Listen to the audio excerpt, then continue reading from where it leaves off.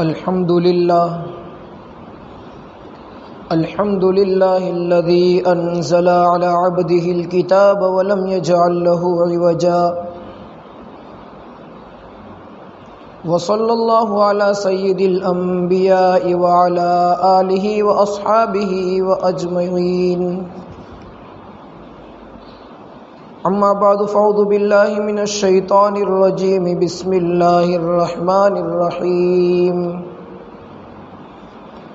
يوم يفر المرء من أخيه وأمه وأبيه وصاحبته وبنيه لكل امرئ منهم يومئذ شأن يغنيه صدق الله العظيم۔ محترم بھائیو، دوستو اور بزرگوں،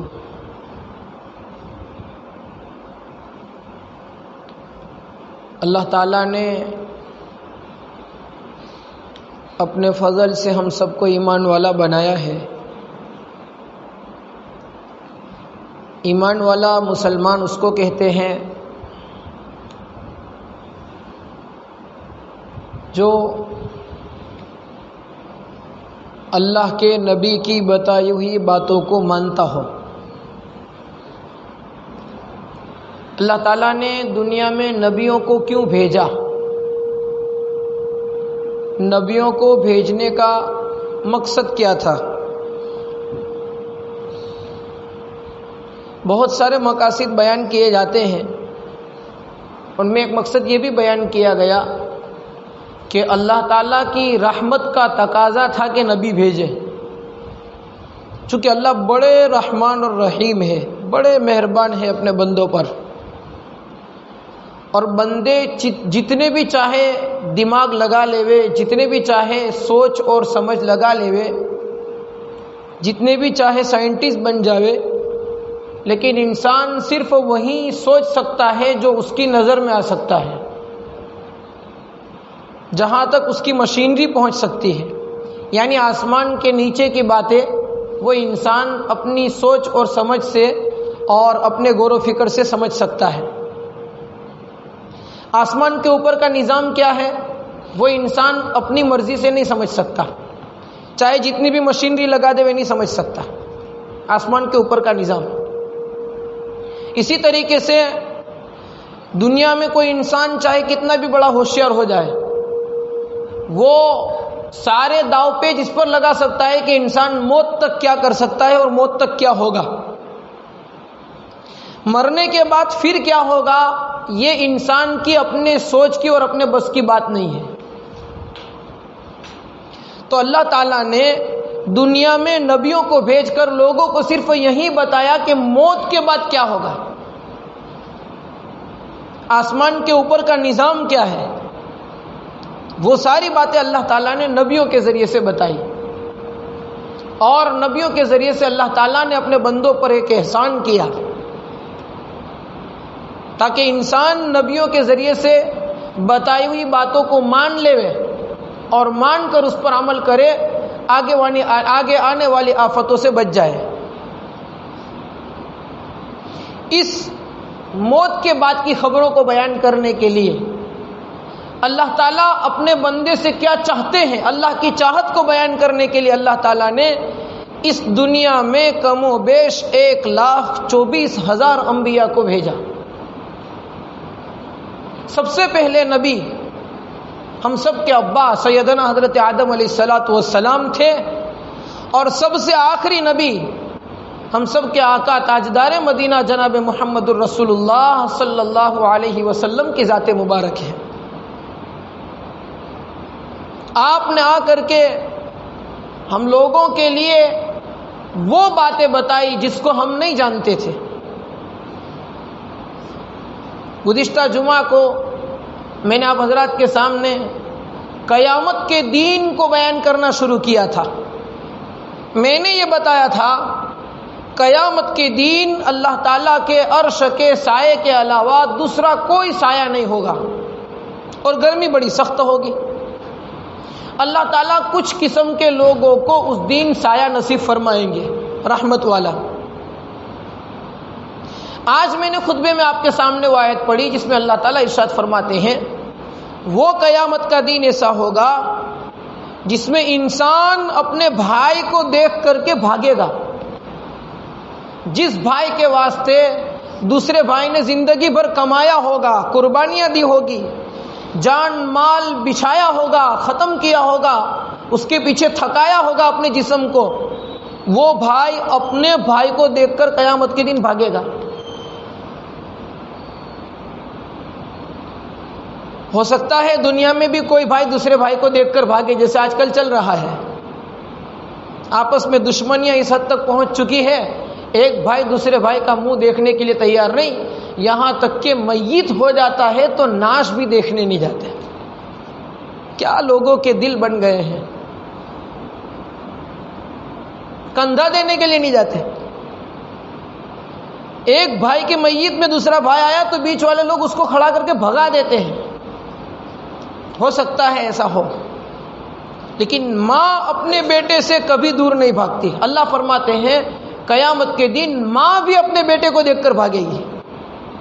بھاگنے کی وجہ صرف یہ ہوگی، بھاگنے کا کارن یہ ہوگا کہ کہیں یہ میرا بیٹا مجھ سے نیکی کا سوال نہ کر لے. باپ بھی اپنے بیٹے کو دیکھ کر بھاگے گا اور بیٹا اپنے باپ کو دیکھ کر بھاگے گا. دنیا میں باپ کے خاطر، ماں باپ کے خاطر بیٹا اپنی جانوں کو نچھاور کر دیتے ہیں، اور ماں باپ اپنی اولاد کے خاطر ساری عافیت اور ساری چین سکون کو ختم کر کے اپنی اولاد کے مستقبل اور بھویشیوں کو سدھارنے کے اندر لگ جاتے ہیں. وہ ماں باپ اولاد کو دیکھ کر اور اولاد ماں باپ کو دیکھ کر اس دن بھاگیں گے. آگے اللہ تعالیٰ نے فرمایا لِكُلِّ امْرِئٍ مِّنْهُمْ يَوْمَئِذٍ شَأْنٌ يُغْنِيهِ. ہر انسان کے سامنے ایک ایسی حالت ہوگی کہ جو اپنی حالت کے اندر ایسا پھنسا ہوا ہوگا کہ کوئی کسی کے سامنے دیکھنے کے لیے تیار نہیں ہوگا.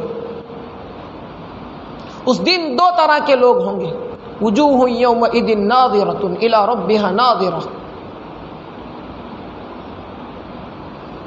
کچھ چہرے اس دن بڑے خوش ہوں گے، اس کے چہرے پر ایک مسکان ہوگی اور اللہ تعالیٰ کا نور اس کے چہرے پر ہوگا جس وجہ سے وہ چہرے چمک رہے ہوں گے.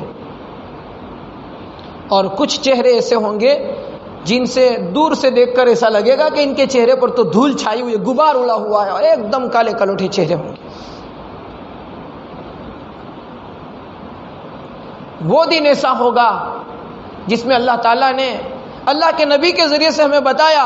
عبداللہ ابن مسعود رضی اللہ تعالیٰ عنہ کہتے ہیں قیامت کے دن اللہ تعالیٰ اپنے بندوں سے، اللہ کے رسول نے فرمایا صلی اللہ علیہ وسلم کہ قیامت کے دن اللہ تعالیٰ اپنے بندوں سے 5 سوالات کریں گے.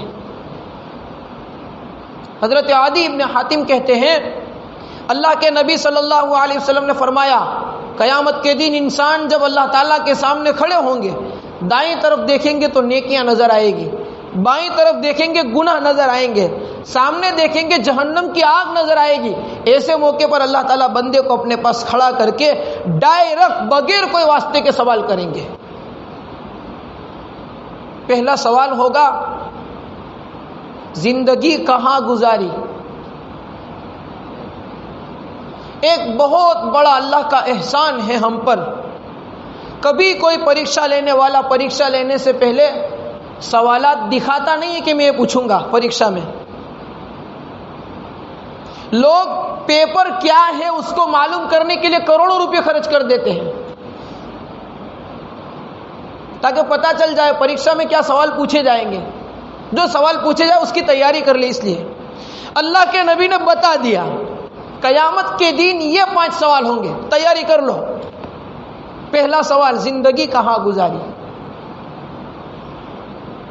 دوسرا سوال زندگی میں جوانی آ جاتی ہے لیکن جوانی کا الگ سے سوال ہوگا، جوانی کہاں گزاری.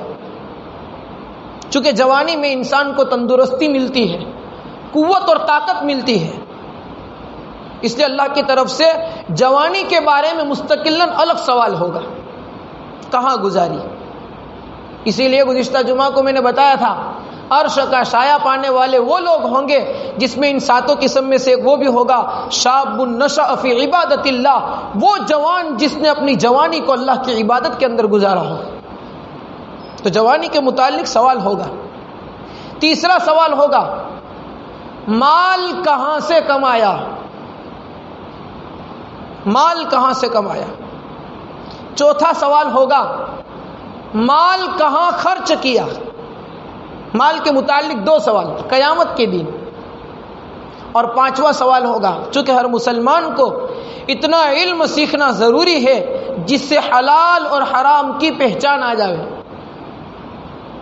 قیامت کے دن سوال ہوگا جو علم تیرے پاس تھا، جو تو جانتا تھا، اس پر تو نے کیا عمل کیا؟ یہ 5 سوال ہوں گے. اور اللہ کے نبی نے فرمایا جب تک ان 5 سوالات کے جوابات بندہ نہیں دے گا اس کا قدم اپنی جگہ سے ہل نہیں سکے گا. انسان کے نامہ اعمال کے دفتر بھی 3 طرح کے ہوں گے. ایک دفتر ہوگا جس میں صرف نیکیاں ہی نیکیاں لکھی ہوئی ہوگی. ایسے بہت سارے دفتر ہوں گے نیکیوں کے، جس کی جتنی نیکیاں اتنے زیادہ دفتر. ایک دفتر ایسا ہوگا جس میں صرف گناہ ہی گناہ لکھا ہوا ہوگا. کچھ لوگوں کے بہت زیادہ دفتر ہوں گے، کسی کے کم ہوں گے. جتنے گناہ اتنے دفتر. ایک ایک دفتر میں کئی نیکیاں اور کئی گناہ لکھے ہوئے ہوں گے.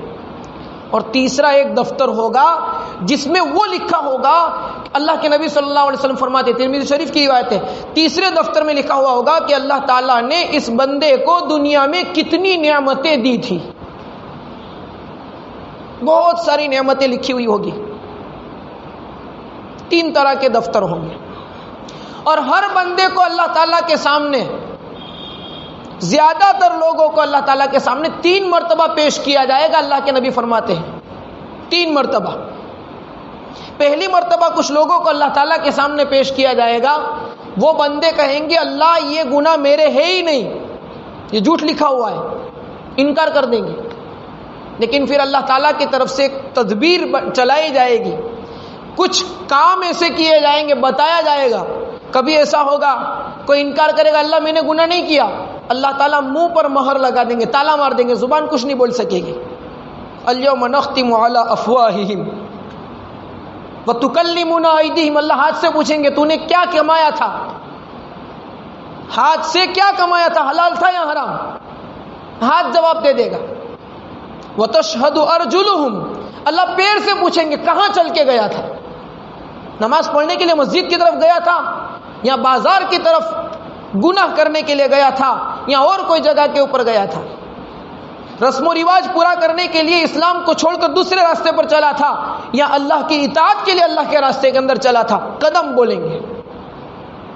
جب ایسا معاملہ ہو جائے گا تو پھر کچھ لوگ ایسے بھی ہوں گے جو گناہ کا انکار کرتے تھے لیکن بعد میں اللہ تعالیٰ کے سامنے معذرت کریں گے، یعنی اقرار کرتے ہوئے کہیں گے اللہ ہم سے بھول ہو چکی ہے. یہ دوسری مرتبہ انسان کی پیشی ہوگی اللہ کے سامنے. 2 مرتبہ اللہ کے سامنے سارے بندے پیش کیے جائیں گے اس طریقے سے. اور پھر تیسری مرتبہ اللہ تعالیٰ کے سامنے پیشی ہوگی. اس وقت نامہ اعمال اڑائے جائیں گے دفتروں کو. جب نامہ اعمال اڑیں گے تو کسی کا نامہ اعمال سیدھے ہاتھ میں آئے گا، کسی کا بائیں ہاتھ میں آئے گا، ڈابے ہاتھ میں. دائیں ہاتھ میں جس کے نامہ اعمال آئیں گے وہ بہت خوش ہو جائیں گے، اتنے خوش ہوں گے کہ لوگوں میں اعلان کرتے پھریں گے ہاؤ مقرؤ کتابیہ، آ جاؤ میرا نامہ اعمال پڑھو. انی ظننت انی ملاق حسابیہ، مجھے پتا تھا کہ میرا حساب مجھے ملنے والا ہے. اور جن لوگوں کے نامہ اعمال بائیں ہاتھ میں دیے جائیں گے، بائیں ہاتھ والے نامہ اعمال دیکھ کر کے چلائیں گے، روئیں گے، گڑ گڑائیں گے اور ان کی حالت ایسی ہو جائے گی. اللہ نے اس کی حالت کو بیان کرتے ہوئے آگے یہ کہہ دیا یا لیتنی لم اوت کتابیہ، اے کاش مجھے نامہ اعمال دیا ہی نہ جاتا تو یہ ذلت ہی دیکھنی نہ پڑتی. اللہ کے نبی صلی اللہ علیہ وسلم یہ ترتیب بیان کرتے جا رہے ہیں اور ہم سب کو احساس دلا رہے ہیں کہ اے مسلمانوں، تم مسلمان ہو اور تمہارا اپنا ایمان ہے کہ ہمیں مرنے کے بعد اللہ تعالیٰ کے سامنے جانا ہے اور ایک دن قیامت قائم ہونے والی ہے اور اس دن اللہ تعالیٰ کے سامنے حساب دینا ہے. اس لیے یہ سب معاملات سب لوگوں کے ساتھ پیش آنے والے ہیں. ہم اپنے اعمال پر محاسبہ کرتے رہے. آیا ہم اپنی نیکیوں کے دفتر جب کھولے جائیں گے اور گناہوں کے دفتر جب ہمارے سامنے آئیں گے, اس وقت ہماری نیکیوں کے دفتر زیادہ ہوں گے یا گناہوں کے زیادہ ہوں گے؟ کہیں ایسا تو نہیں ہوگا کہ ہماری نیکیاں کم ہو اور گناہ زیادہ ہو, تو اس وقت اللہ کے سامنے کیا جواب دیں گے؟ نامہ اعمال کے دفتر اڑیں گے. پتہ نہیں ہمیں نامہ اعمال سیدھے ہاتھ میں نصیب ہوں گے یا بائیں ہاتھ میں نصیب ہوں گے. اگر سیدھے ہاتھ میں مل گئے تب تو ٹھیک ہے, ہمارے لیے بڑی خوشی کی بات ہے. خدا نہ خواستہ اگر بائیں ہاتھ میں آ گئے تو ہمارا کیا بنے گا؟ ہمارے اعمال کیسے ہیں؟ سیدھے ہاتھ والے نامہ اعمال والے اعمال ہے یا بائیں ہاتھ میں ہمیں دفتر ملے ایسے اعمال ہے؟ یہ انسانوں کو ان جگہوں کے اوپر جھنجھوڑا جاتا ہے کہ آپ دیکھیے. اور اللہ تعالیٰ کی کیا نعمتیں ہم نے کھائی ہیں. پورا ایک دفتر اس سے بھرا ہوا ہوگا, نعمتیں لکھی ہوئی, پورا دفتر بھرا ہوا ہوگا. اور اللہ تعالیٰ کسی نعمت کے بارے میں سوال کر لیں گے تو ایک نعمت کا بھی جواب نہیں دے سکیں گے. مستدرک حاکم کی روایت حضرت جابر رضی اللہ تعالیٰ عنہ فرماتے ہیں, نبی کریم صلی اللہ علیہ وسلم نے فرمایا, بہت لمبی روایت ہے, میں مختصراً اس کا ترجمہ آپ کے سامنے پیش کر رہا ہوں. ایک مرتبہ اللہ کے نبی اپنے حجرے میں تھے, اپنے کمرے میں تھے, اپنے گھر میں. اچانک سے آپ کمرے سے باہر آئے اور جو صحابہ موجود تھے ان سے کہا, ابھی ابھی میرے پاس میرے دوست جبرائیل آئے تھے, میرا دوست جبرائیل علیہ السلام آئے تھے اور انہوں نے آ کر مجھے ایک بہت بڑی خبر دی ہے. صحابہ توجہ سے سننے لگے, کیا بات ہے؟ پھر اللہ کے نبی نے وہ خبر بتائی. جبرائیل نے کہا, تم سے پہلے لوگوں میں یعنی اگلی امت میں ایک آدمی تھا. وہ آدمی ایسا تھا کہ اس کو اللہ تعالیٰ کی عبادت کا ایک شوق لگا اور اس عبادت کرنے کے واسطے اس نے اپنے بیوی بچوں کو, ماں باپ کو, خاندان کو, شہر کو, سب کچھ چھوڑ چھاڑ کر کے سمندر میں چلا گیا. سمندر ایسا تھا جس کے بیچ میں ایک ٹیلا تھا جس کو ہم اپنی زبان میں ٹاپو کہتے ہیں. ٹاپو کے اوپر پہاڑ تھا. یہ آدمی دنیا چھوڑ کر وہاں چلا گیا. اسلام میں اس کو رہبانیت کہتے ہیں. اسلام میں رہبانیت نہیں ہے. بیوی بچوں کو چھوڑ دینا, خاندان کو چھوڑ دینا, یہ ہماری شریعت میں منع ہے. سب کے ساتھ میں رہ کر اللہ کی مان کر چلنا, یہ ہے ہماری شریعت. یہ تو اگلی امت کا میں واقعہ بیان کر رہا ہوں, اللہ کے نبی نے بیان کیا تھا. اب وہ آدمی اس ٹیلے پر چلا گیا. اس کے چاروں طرف سمندر کا پانی, لیکن پانی اتنا دور, چونکہ وہ ٹیلا اتنا بڑا تھا, پہاڑ اتنا بڑا تھا کہ 40,000 فرسخ چاروں طرف پانی دور تھا. ایک فرسخ 18,000 فٹ کا ہوتا ہے. ایک فرسخ 18,000 فٹ کا ہوتا ہے. 40,000 فرسخ چاروں طرف پانی دور تھا. اتنے بڑے پہاڑ کے اوپر وہ بندہ چلا گیا, نہ کھانا کچھ لے گیا, نہ پینا کچھ لے گیا, اور وہاں پر جا کر کے اللہ تعالیٰ کی عبادت میں لگ گیا. اتنی عبادت کی, اب کھانے کو کچھ تھا نہیں. اللہ تعالیٰ نے اس بندے کے واسطے ایک انار کا درخت, دارم کا ایک جھاڑوا اللہ نے اگا دیا. یہ بندہ 24 گھنٹے میں ایک دارم توڑ کر کے کھا لیتا تھا بس. اور اللہ نے اس کھارے کڑوے سمندر کے بیچ میں اس ٹیلے کے اوپر ایک چھوٹا سا پانی کا چشمہ جاری کر دیا. یہ بندہ اس میں سے روزانہ 1 گلاس پانی پیتا تھا. 24 گھنٹے میں 1 دارم اور 1 گلاس پانی, باقی پورا دن رات اللہ کی عبادت کے اندر رہتا تھا.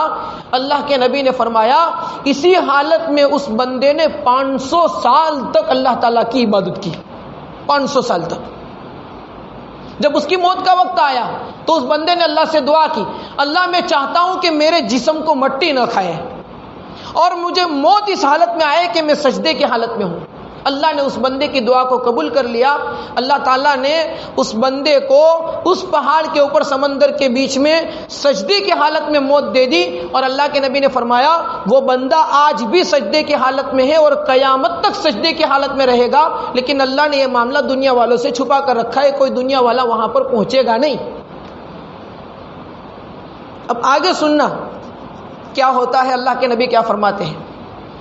پھر اللہ کے نبی نے فرمایا, جبرائیل علیہ السلام نے کہا, قیامت کا دن آئے گا, اس بندے کو اللہ تعالیٰ کے سامنے پیش کیا جائے گا جس نے 500 سال اللہ کی ایسی عبادت کی تھی, 1 دارم اور 1 پانی کا گلاس کھا کر گزارا کیا تھا, اور کچھ نہیں, صرف اللہ کی عبادت. دیکھنے والا کوئی نہیں, اس کا مطلب ریاکاری کا شک بھی نہیں ہوتا. صرف اللہ کو راضی کرنے کے لیے اخلاص کے ساتھ. قیامت کے دن اللہ تعالیٰ کے سامنے جب اس بندے کو پیش کیا جائے گا، اللہ تعالیٰ پوچھیں گے تو نے کیا کیا؟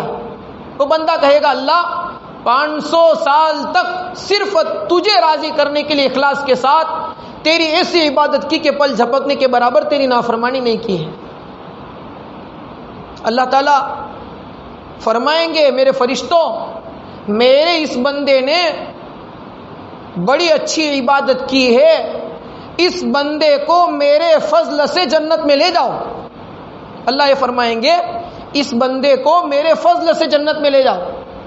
تو بندہ سوال کرے گا اللہ تعالیٰ کے سامنے، یا اللہ 500 سال اتنی لمبی عبادت کی پھر بھی جنت میں تیرے فضل سے جا رہا ہوں، اس کا مطلب میرے عمل سے میں جنت میں نہیں جاتا؟